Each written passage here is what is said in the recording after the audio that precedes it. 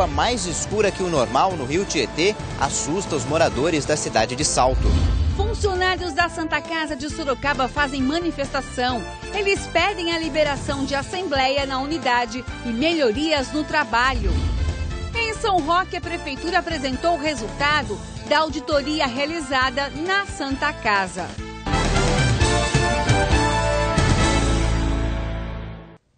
Olá, boa noite. Outro destaque desta edição é o trabalho da DIG de Sorocaba, que desmantela esquema de falsificação de remédios, receitas e atestados. E quem tem os detalhes pra gente é o Pedro Leão. Boa noite. Boa noite, Simone. Boa noite a todos que acompanham o Noticidade. É isso mesmo, a DIG prendeu 3 pessoas suspeitas de venderem medicamentos falsificados, além de receitas e atestados médicos. O esquema funcionava assim: um casal de Sorocaba comprava os medicamentos e atestados de uma mulher de Itatiba e eles comercializavam os produtos por meio de uma rede social. Esses remédios eram usados para emagrecer. Entre eles estavam de venda proibida no Brasil. O que o casal fazia? Pegava as receitas falsificadas, comprava remédios originais em farmácias de manipulação e depois misturavam as drogas para revender com outro nome. A polícia ainda acredita que uma gráfica teria ajudado na falsificação de atestados e receitas. Eu conversei com o delegado que investigou o caso e agora ele vai contar pra gente como foi que a polícia chegou até esse trio. A gente vinha monitorando essa vendedora através das redes sociais. Sabíamos que hoje ela ia realizar uma venda. No momento da entrega desses medicamentos, nós abordamos a pessoa que transportava os medicamentos, que ia fazer a entrega, que era o marido de uma das envolvidas, que também foi preso em flagrante, já que ele fazia o transporte dessas substâncias.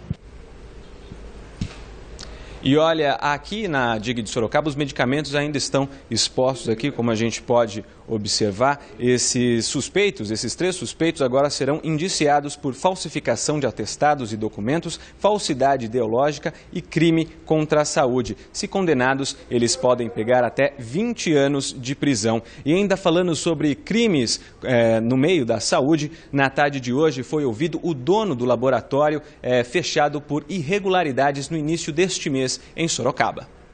O dono do laboratório chegou para depoimento no início da tarde. Depois de quase 1h30 de questionamentos, ele afirmou ser inocente das suspeitas de fraude em exames de sangue. Nós viemos aqui para nos defender, para comunicar que realmente isto não ocorria, não existia, realmente não tem nem por onde. Nós somos um laboratório há muitos anos na cidade e estávamos há muito tempo nos PAs trabalhando para a prefeitura. Elias Abud disse à polícia que o laboratório disponibilizava 3 tipos de metodologia para exames e que em apenas um deles, feito por meio de reagentes, é que não estava sendo utilizado. Porém, a Vigilância em Saúde afirmou em boletim de ocorrência que os outros 2 equipamentos estariam quebrados, mas não há provas, já que o órgão não apreendeu os instrumentos no momento da vistoria. De acordo com os resultados que teremos das UPHs, bem como as perícias que serão feitas nas CPUs, nós saberemos se efetivamente ele usou o equipamento de um seletivo e o outro equipamento ou teria emitido o resultado com base no equipamento que usava reagente. Elias Abud ainda disse à polícia que no dia 14, data da vistoria da vigilância, apenas um exame foi realizado na UPH da Zona Oeste e nenhum na UPH da Zona Norte. A perícia nos computadores das 2 unidades e a solicitação de exames dos pacientes devem esclarecer se Abud disse a verdade ou não. O caso veio à tona no último dia 14, quando equipes da Vigilância em Saúde constataram irregularidades no serviço prestado pelo laboratório. Eles não teriam reagentes necessários para exames que constatassem sódio e potássio no sangue, além de não conseguirem rastrear a origem dessas análises.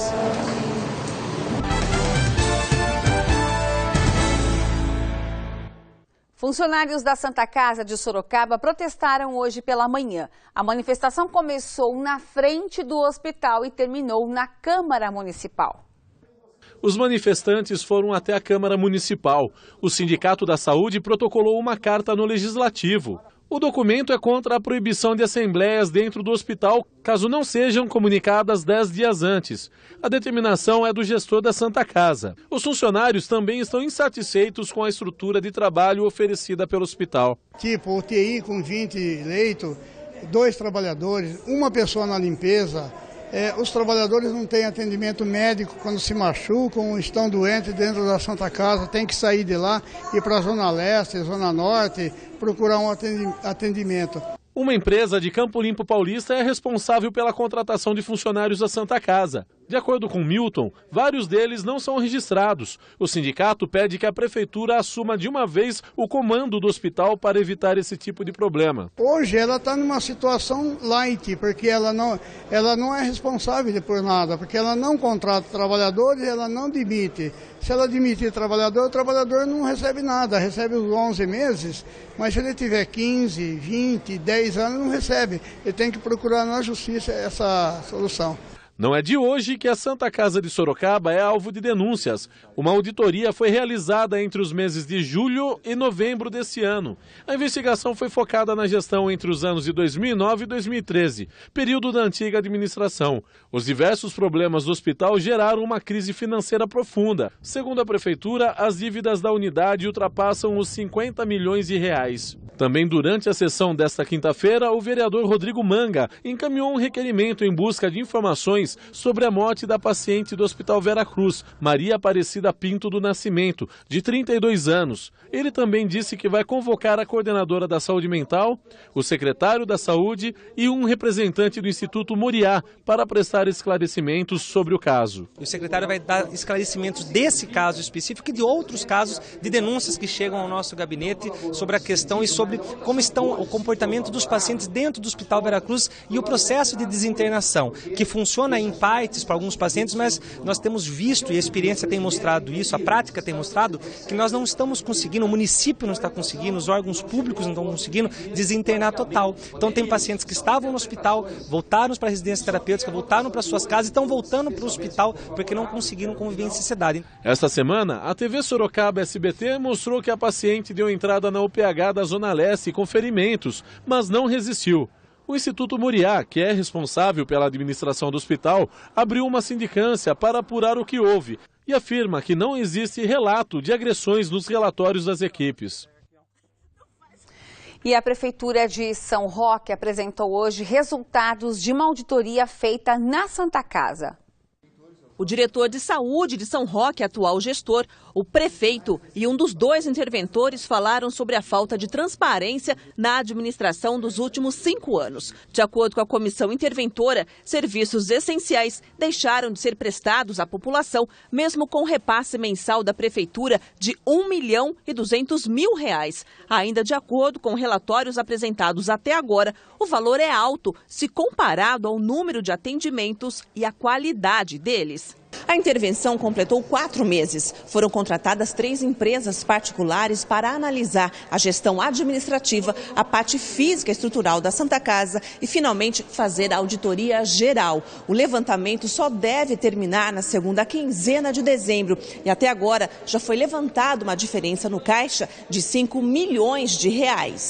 De acordo com o atual gestor, a auditoria especializada comprovou as divergências. O balanço que é apresentado é positivo, então a Santa Casa teria um balanço positivo, teria sobrado recurso e na verdade foi negativo. Então esses 5 milhões é que não foram declarados. Dos 600 pontos levantados na administração anterior, 80% deles não eram atendidos, o que comprovaria erro na gestão. Em 5 anos, voluntários, funcionários e até um político participaram da administração da Santa Casa. A diferença na contabilidade foi enviada ao Ministério Público. A promotora nos chamou e pediu que a gente mandasse essas informações e nos comunicou que iria encaminhar também ao Ministério Público Federal. Por quê? Porque se trata de verba SUS. É que a gente demonstrou que a verba SUS estava sendo utilizada para a manutenção do serviço de atendimento de convênios particulares. Serão entregues em janeiro já para a promotoria o relatório final e acertar com